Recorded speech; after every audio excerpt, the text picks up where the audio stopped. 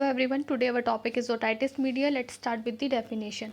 Otitis media नाम से clear है. Otitis media. Itis means inflammation, oto means ear और मीडिया मीन्स मिडल ईयर. तो हमारे जो ईयर है उसमें मिडल ईयर उसमें क्या होती है, इन्फ्लामेशन हो जाती है, जो किससे एसोसिएटेड रहती है, हमारे फ्लूइड कलेक्शन होने से बिहाइंड द टिम्पैनिक मेम्ब्रेन, जिसको हम ईयर ड्रम भी बोलते हैं.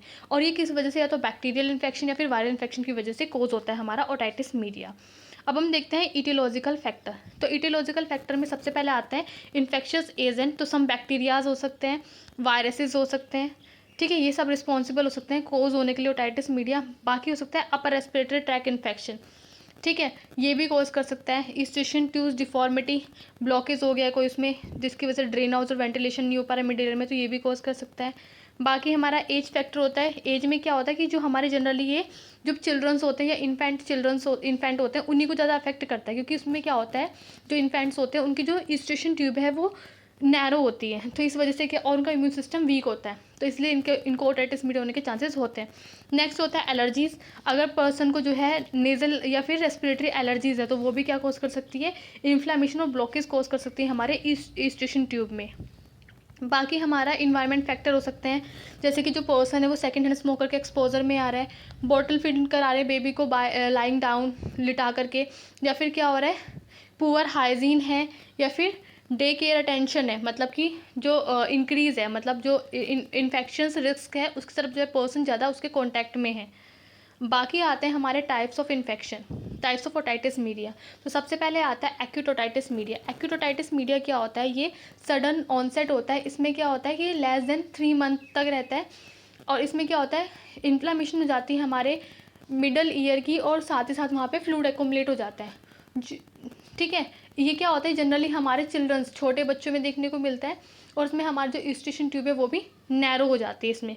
नेक्स्ट आता है हमारा ओटाइटिस मीडिया विद डिफ्यूजन. नाम से क्लियर हो रहा है, इसमें क्या प्रेजेंट होगा, फ्लूइड प्रेजेंट होगा. वो फ्लूइड कैसा होगा, या तो वो थिक हो सकता है या फिर थिन हो सकता है, दोनों तरीके का.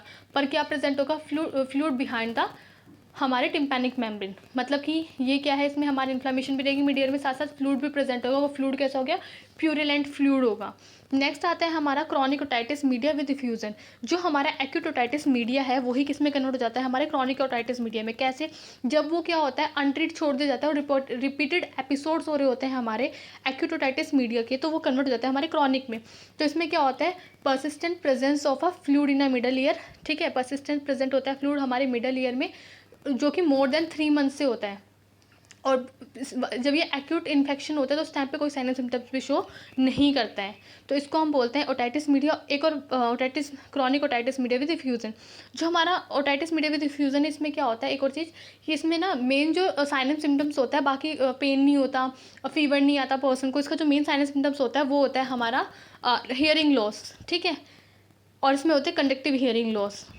अब हम देखते हैं टाइप्स के बाद पैथोफिजियोलॉजी. तो ड्यू टू टिलॉजिकल फैक्टर, कोई भी टिलॉजिकल फैक्टर, मान लो अपर रेस्पिरेटरी ट्रैक इन्फेक्शन है, एलर्जीज है, इन सब की वजह से जो हमारी नेजोफेरेंजियल मिकोजा है उसमें क्या होगा, इन्फ्लामेशन या फिर एडिमा हो जाएगा.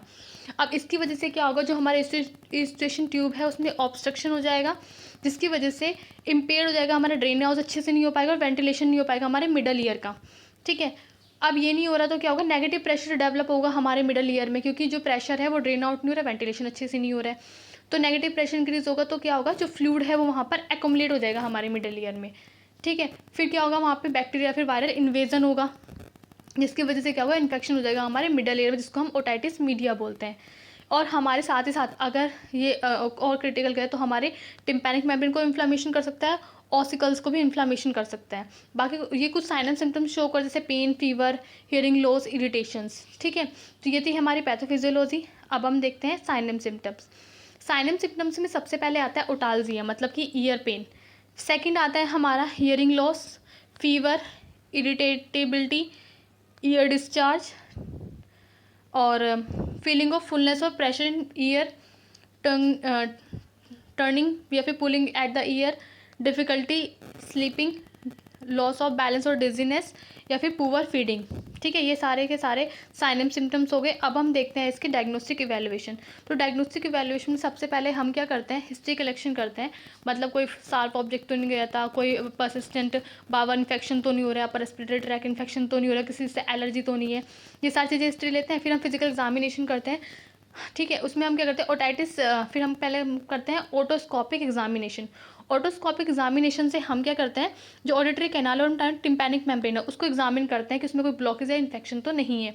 फिर हम करते हैं ऑडियोमेट्री। ऑडियोमेट्री जो है हम हियरिंग लॉस के लिए को फाइंड आउट करने के लिए करते हैं ऑडियोमेट्री, जो कि पर्सन जो है वो कितनी हियरिंग साउंड, कितनी साउंड को हियर कर पा रहा है, कितनी साउंड को हियर नहीं कर पा रहा है। नेक्स्ट हमारा होता है टिम्पैनोमेट्री।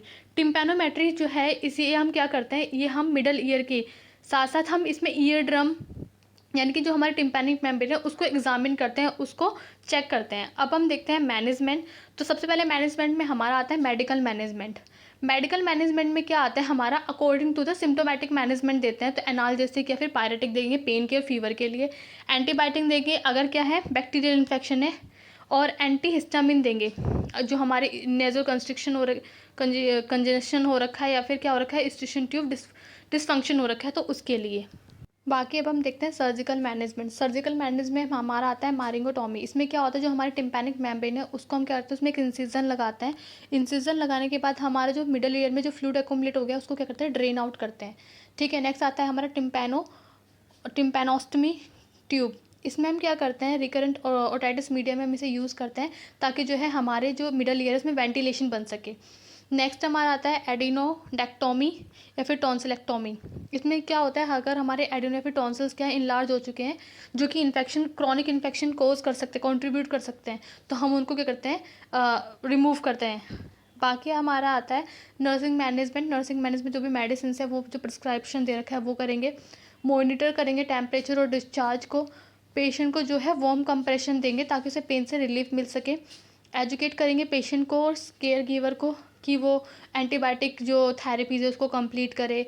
वाटर में एंटरिंग करने से, ईयर में पानी एंटर होने से रोके। ठीक है, जितनी भी इंपॉर्टेंट फॉलोअप है वो सब करे। Adequate amount of water drink करे।